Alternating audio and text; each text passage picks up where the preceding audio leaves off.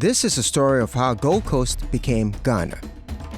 How a land once traded for its gold became priceless for its people. A journey told not in every detail, but in essence, a single thread pulled through centuries. From conquest to courage, from the Atlantic's edge to Africa's promise. So anyone can witness Ghana's journey, its rise, its rhythm, its rebirth, in a nutshell, distilled but complete.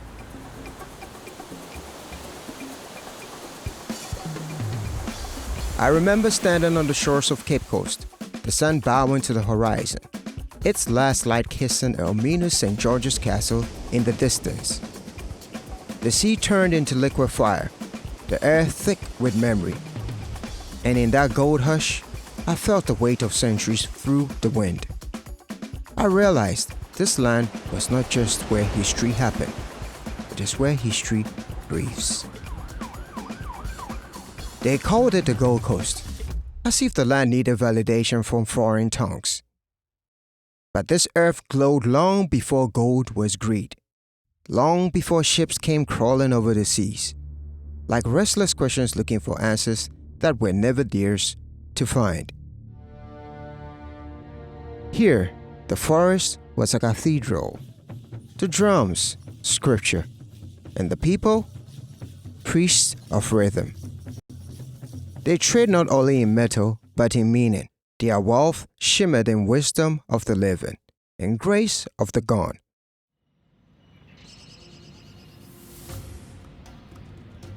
The wind carried stories, the rivers guided journeys, and the land remembered every name it fed, and everyone it reclaimed. They came from the distant empire of Ouagadougou, first the Guan, then the Akan people, who established the Bono Techiman state, from which rose Nkrumah, Fanti, Ashanti, and the others. The Ga from the east, the Ewe from beyond the Volta, a chorus of nations singing beneath the same sun. They built kingdoms and polities that traded gold for salt, Sidi the carousel for truth, long before a compass found these shores. But then came 1482. The Portuguese arrived at Adena, led by Dom Diego Azambuja, crosses in their hands, covered in their eyes. Demeanor, they exclaimed, for the very shores beneath their feet glittered with gold.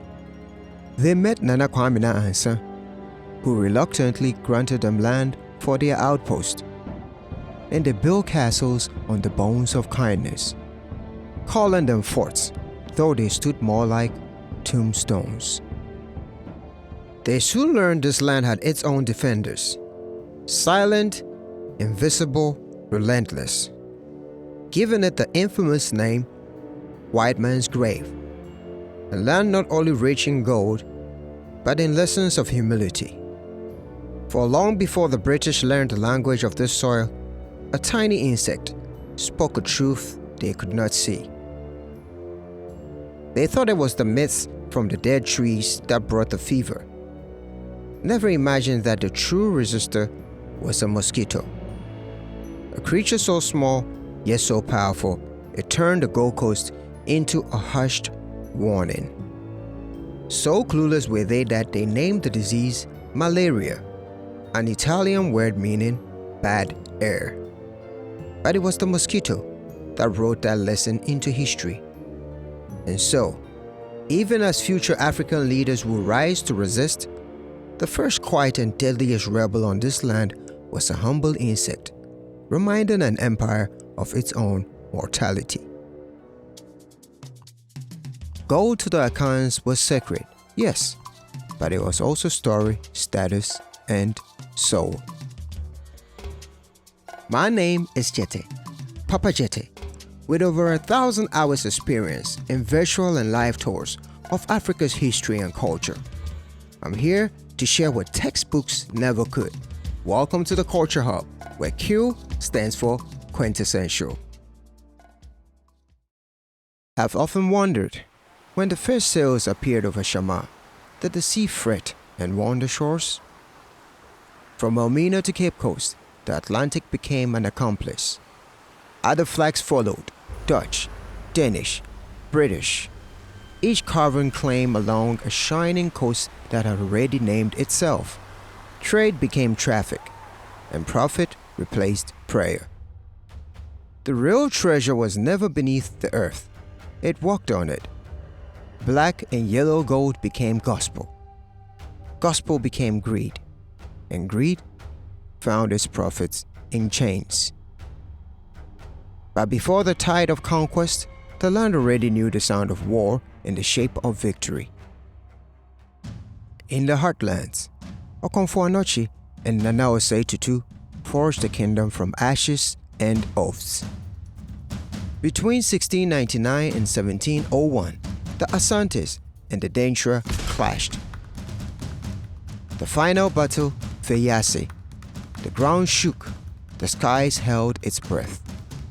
When the dust settled, Dantra's king, Intim Jakari, had fallen, and the Asante Empire rose. A new power uniting many under one pure gold stool, born on a Friday, the majestic Sikadwa Kofi, the only stool in the world that sits upon a throne. But while empires grew inland, forts multiplied along the coast, Cape Coast and the Marble, Christianborg, each stone laid like a ledger entry in human trade. The Atlantic became a mirror where humanity saw its own shadow. A wide, wet silence swallowing names, nations, and newborn dreams. Between the 16th and 19th centuries, millions were taken through these castles and forts, the world's worst forced migration. But even in chains, this land kept its rhythm. A heartbeat oceans could never drown. By the 1800s, Britain had tightened its grip and renamed the land the Gold Coast. It ruled, yet never truly reigned, for sovereignty was never a part of the bargain. Freedom, like Sikadwa Kofi, was a throne it would never sit on. Therefore, in 1868, from the coast rose the Fanti Confederation. Chiefs, thinkers, and merchants dreaming of self-rule. They drafted a constitution, collected taxes, and built a government to serve Africans, not administer them. It was democracy's rehearsal, a whisper of what Ghana would one day shout. But the empires of Europe had other scripts. The British dissolved the Fanti Confederation with a smile and a signature. Yet its spirit lingered. An ember waiting for air. And that ember found its wind when the Asante and coastal polities clashed. Trade routes trembled. Commerce slowed to snail pace. And what had once been partnerships became peril. By then, the coastal states had signed protectorate treaties with Britain. So every musket inland echoed a threat to the empire's purse. They called it protection, but it was possession in disguise. And so began the century of wars between Britain and the Ashanti Empire. They fought not over hate, but over who should own gold and the road.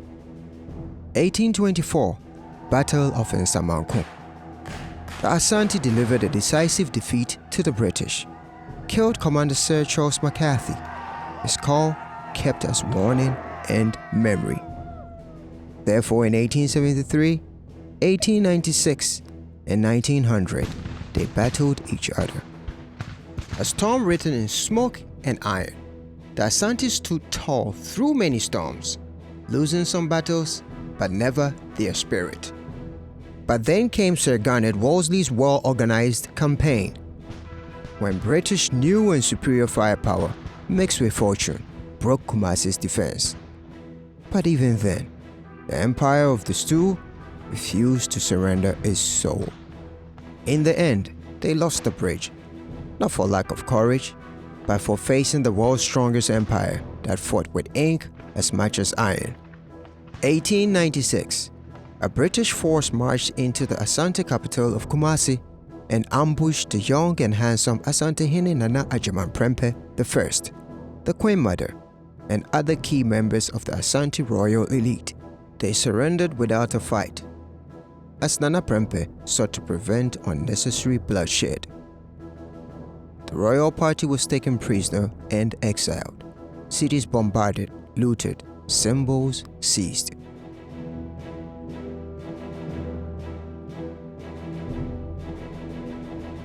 The British committed sacrilege. They demanded the gold stool to sit upon. The soul of the Asante, the world's only stool that sits upon the throne. A woman answered, Yaa Asantewaa, the Queen Mother of Ejisu, spat red color nut saliva on the British officer's white uniform and declared, "If the men will not fight, then we, the women, will." She fought not for victory, but for defiance, for memory, so that even in defeat, the story would stand. And so it has, recorded in songs and drums of the people. She fights a battle out of annoyance, her pride bruised by British arrogance. She too met exile, yet victory followed her into banishment. It could claim her body, but not her cause. To this day, the gold stool remains unconquered, untouched, the only sacred symbol of a nation in history to be never carried away by conquerors.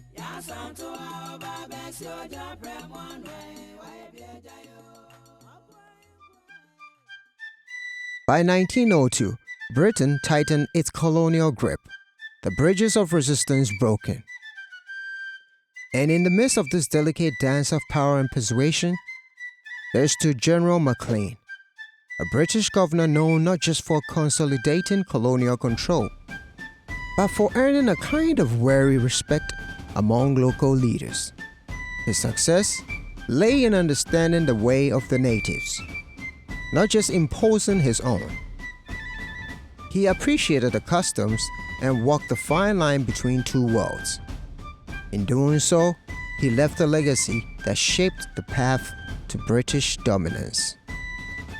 Thus, the dream to be free was deferred but not destroyed, because every bridge that fell became a blueprint for the next. From the Asante's rifle to the Fanti Confederation, Ghana's fight for freedom had begun long before the world called it independence. The British, masters of manners and manipulation, dressed power up in paperwork and called it progress. They set up a few schools to train the locals so they could dedicate some tasks to them, forgetting that the classroom can breed revolutions faster than any jungle. Soon the question whispered through corridors of learning: why must the educated remain ruled? It began with Philip Kwaku, the first son of the soil, to cross the sea and return with scriptures in one hand and sorrow in another.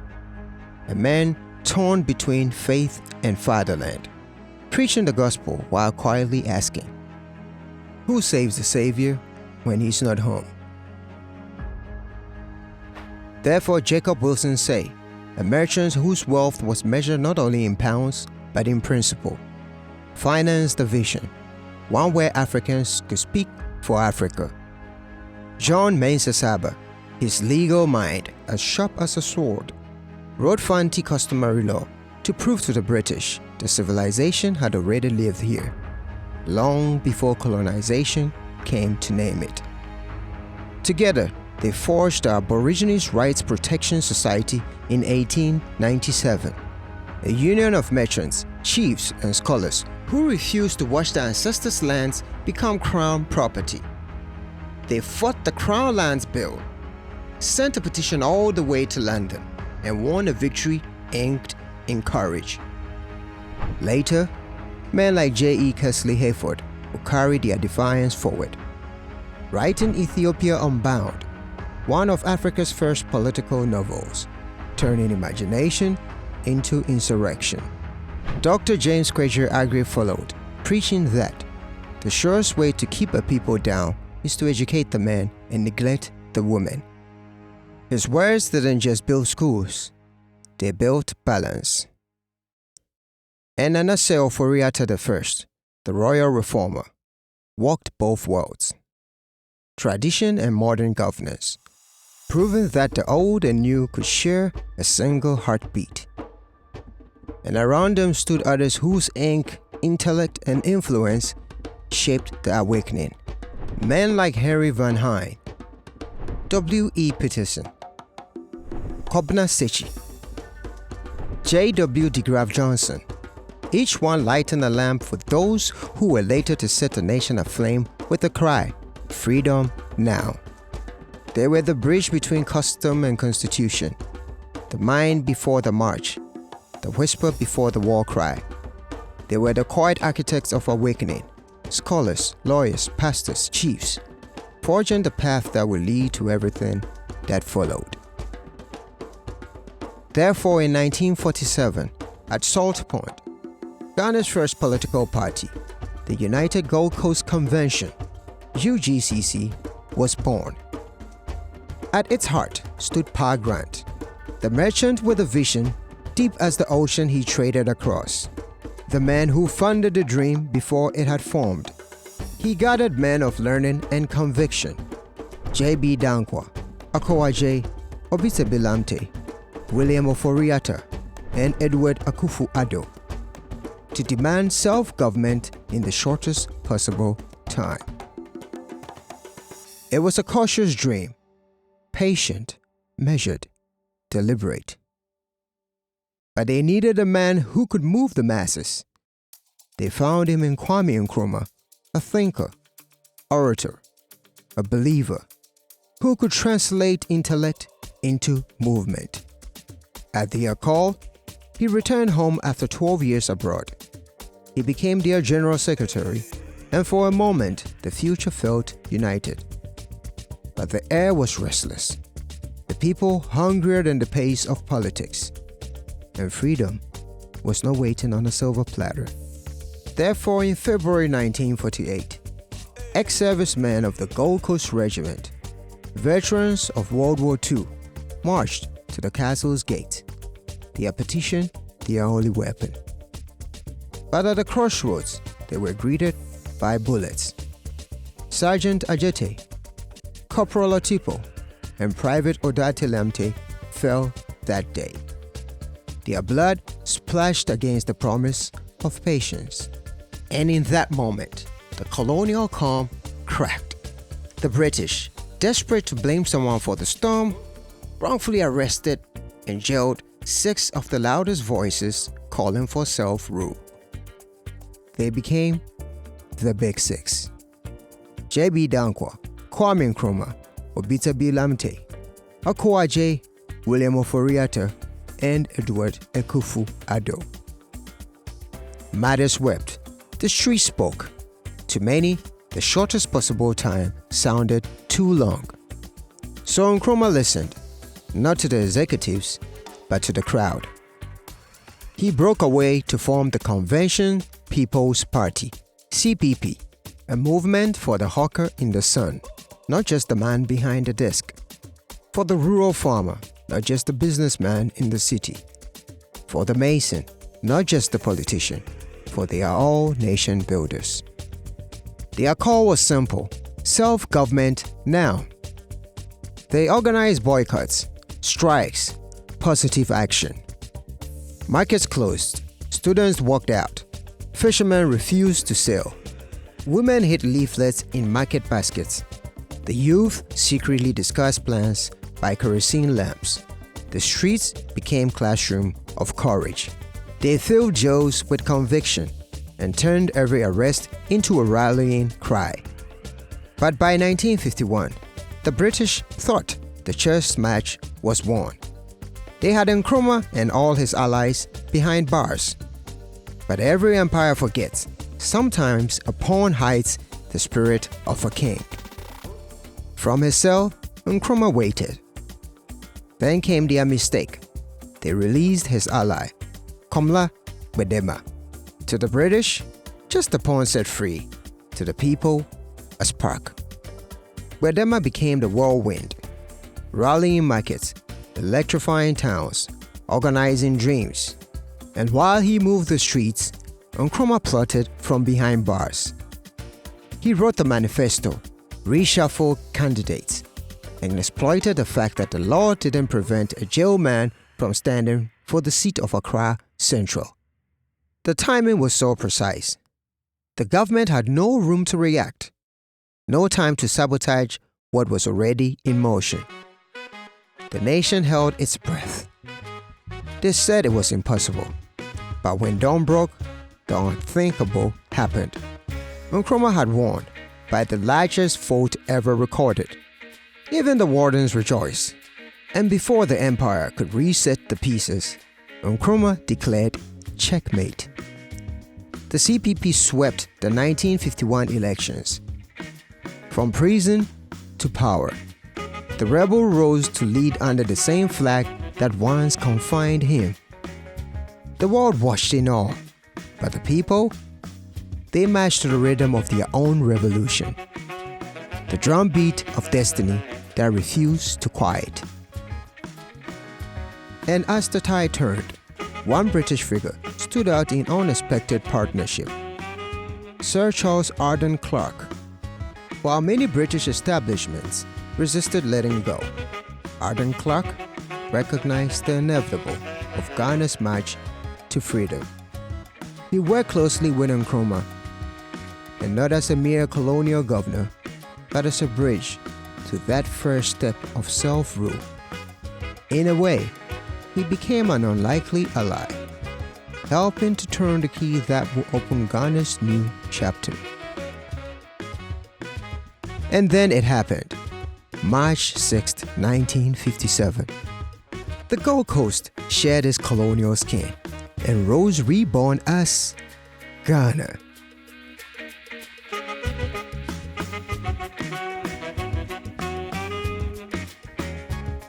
The first black nation south of the Sahara to reclaim its freedom. Nkrumah stood before a sea of faces and declared, "At long last, the battle has ended." The battle has ended.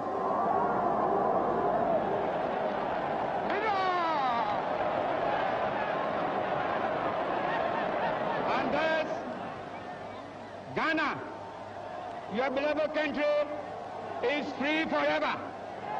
Fireworks split the skies. Church bells and talking drums answered one another.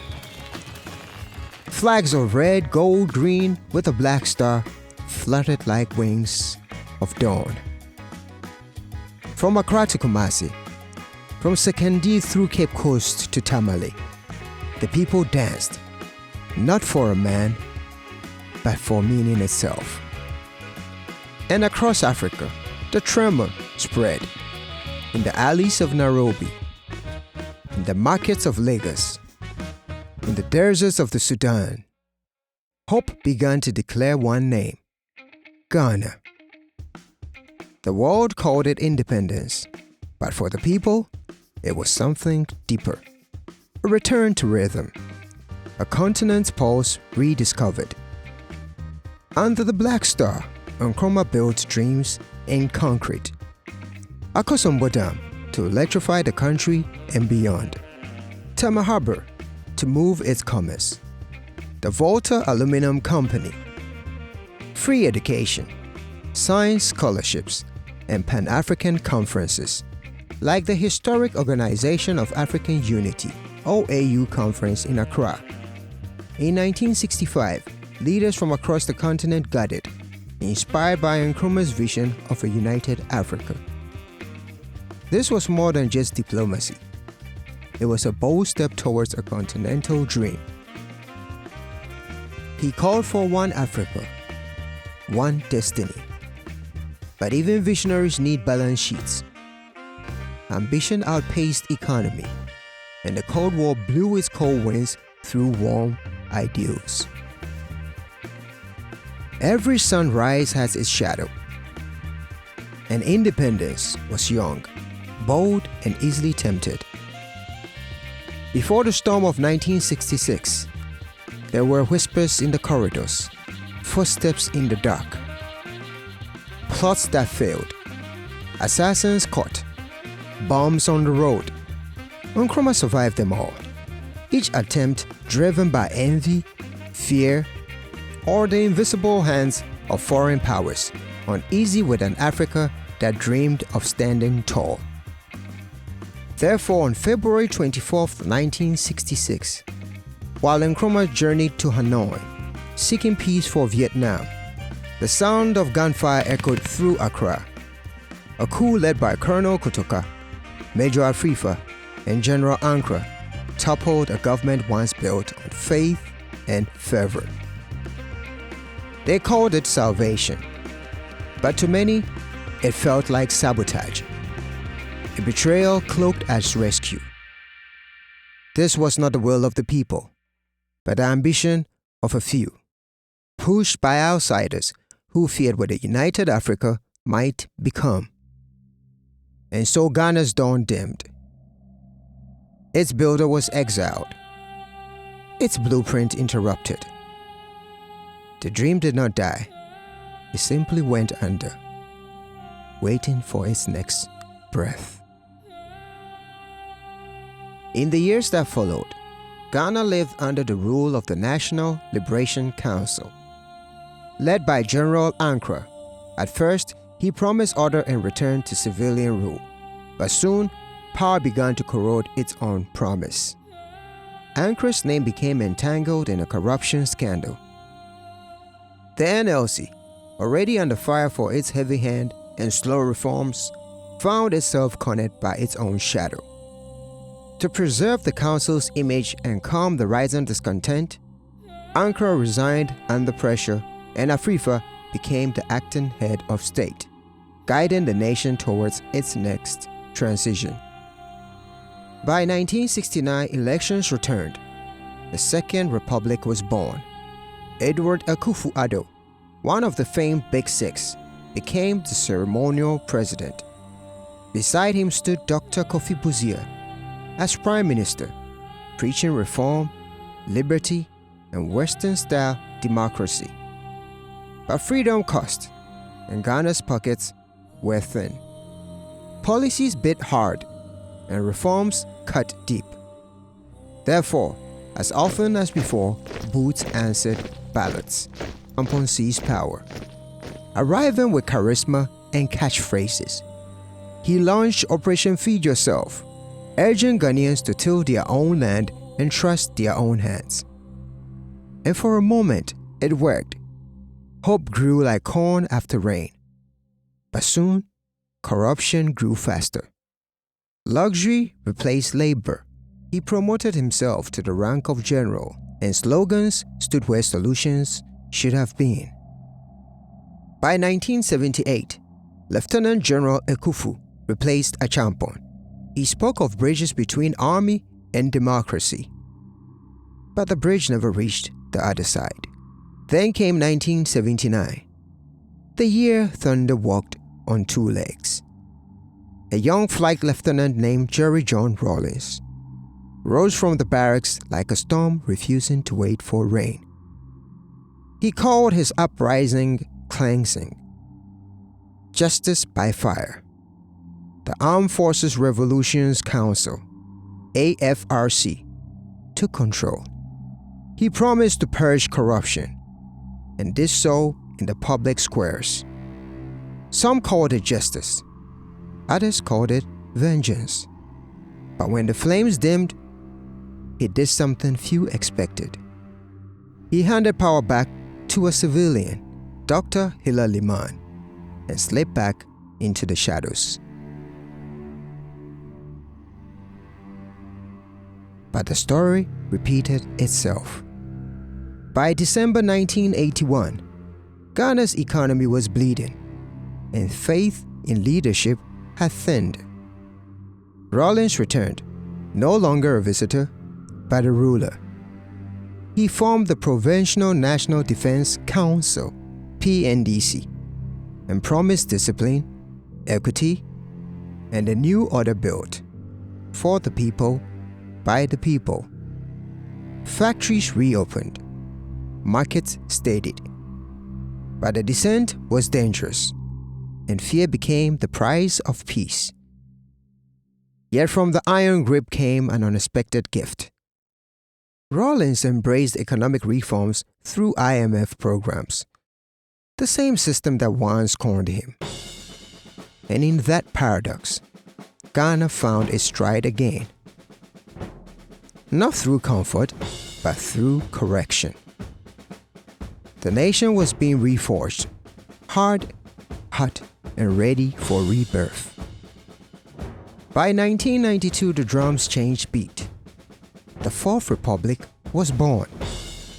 A promise that the leadership would change not through guns, but through grace. The nation had bled, but it had learned. And for the first time in decades, Ghana stood ready to rebuild its future with ballots instead of bullets. Therefore, 1992 gave way to a new constitution, a Fourth Republic, and the birth of a modern Ghana. Jerry John Rawlins, once revolutionary, now reformer, led the nation's rebirth. He restored civilian rule, revived a struggling economy through bold reforms, and championed infrastructure, education, and anti-corruption efforts. Under his leadership, Ghana regained respect across Africa and the world. Therefore, in 1998, President Bill Clinton and First Lady Hillary Clinton visited Ghana, a landmark moment symbolizing Ghana's rising profile on the global stage. As crowds gathered and the Clintons danced to the rhythm of Ghanaian drums, it was clear. The world was seeing a nation not just with a past, but with a vibrant, welcoming future. And what would that future be without reigniting Ghana's Pan-African spirit? The dream first conceived by Efwa Sutherland was finally brought to life. Panafest, the Pan-African Historical Theatre Festival, a celebration born to unite a scattered people through art, memory, and return. This festival became a vibrant celebration of African heritage, drawing people from across the diaspora and rekindling the Pan-African flame. And in 2001, he handed over power peacefully, proving that the firebrand of the past could become the father of a stable democracy, leaving behind a nation tempered by trial yet steady in its flame. This new chapter was led by John Agyekum Kufuor, 2001 to 2009. The gentle giant, he governed with balance and vision. He introduced the National Health Insurance Scheme, improved education through the school feeding program, expanded roads and infrastructure, and restored Ghana's economic confidence. Under his watch, Ghana earned global respect, becoming a model of stability and good governance in Africa. Therefore, in February 2008, President George W. Bush landed on Ghana's shores, an affirmation that Africa's voice was no longer just being heard, it was listened to. He left office with calm pride, having proved that quiet strength can still move a nation forward. The baton was passed in 2009 to John Evans Atta Mills, a scholar and statesman. He led with quiet humility and steady hands. He oversaw Ghana's first commercial oil production, kept the city steady, expanded access to education, and earned the name Asomdwehene, the King of Peace. History will be made during his presidency. In 2009, President Barack Obama and First Lady Michelle Obama visited Ghana. The first African-American U.S. president, choosing Ghana as a first stop in sub-Saharan Africa. It was a powerful symbol of respect and connection. The Obama's presence underscored Ghana's role as a beacon of democracy and hope of the continent. But in 2012, the nation paused mid-sentence, its rhythm broken by the unthinkable. John Evans Atta Mills passed in the line of duty, the first sitting president in Ghana's history to leave office not by choice, but by fate. A chapter closed before its finish line. Flags lowered, streets hushed, and in that silence, the nation felt both sorrow and gratitude. Sorrow for what was lost, gratitude for the grace he left behind. Because even in death, he taught us something rare. That power can speak softly and still be strong. That humility can lead nations. And that peace will always reign supreme. John Dramani Mahama took the mantle in 2012. A communicator turned leader. He championed infrastructure, bridges, roads, and power projects that connected a growing nation. But in 2016, the ballots turned, and he bowed out with grace. Succeeding him was Nana Addo Dankwa Akufo-Addo, 2017 to 2025. A leader with bold ambition and a global gaze. He championed free senior high school, opening classroom doors to thousands who once stood outside. He launched Ghana Beyond Aid, calling for self-reliance and dignity in development. In 2019, he invited the diaspora home through the historic Year of Return, reconnecting generations separated by centuries.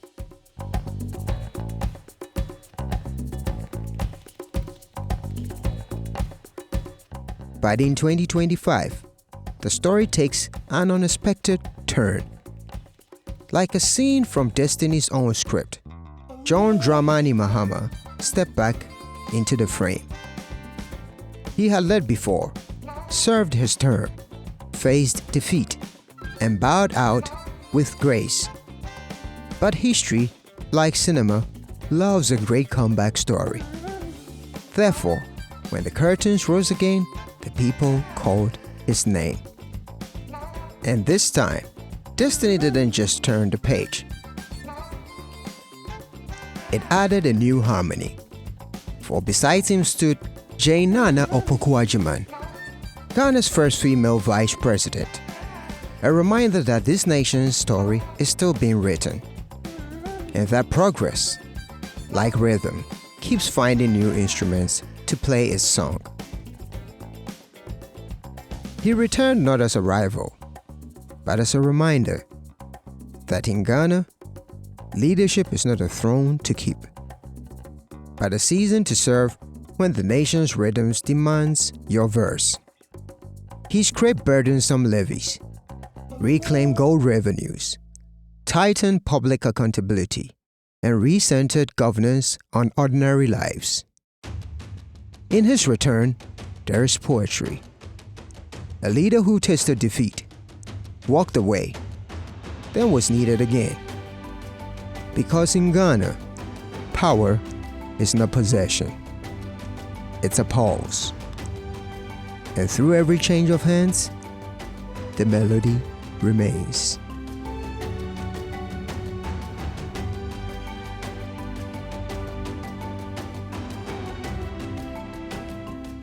If you're enjoying the Qulture Hub, do me a favor, hit the like, subscribe, the bell notification, and share with someone who needs this. I promise to make this journey worth it. And remember, you are royalty, so keep it cultured. How would you know where you're going if you don't know where you're from? The ba-da-ba-bum that you're hearing is the sound of the mighty drum, the front of from, resonating with your soul, seeping deep into your bones, unlocking the secrets in your DNA. I want you to know this your table ain't deserve more than a crumb. Now how would you feel if I showed you line of kings that you're from? That'd be cool, right? Then stick with us, the Qulture Hub. That'd be dope, right? Then roll with us, the Qulture Hub. That'd be cool, right? then stick with us, the Qulture Hub. That'll be dope, right? Yeah, y'all here for keep it cultured.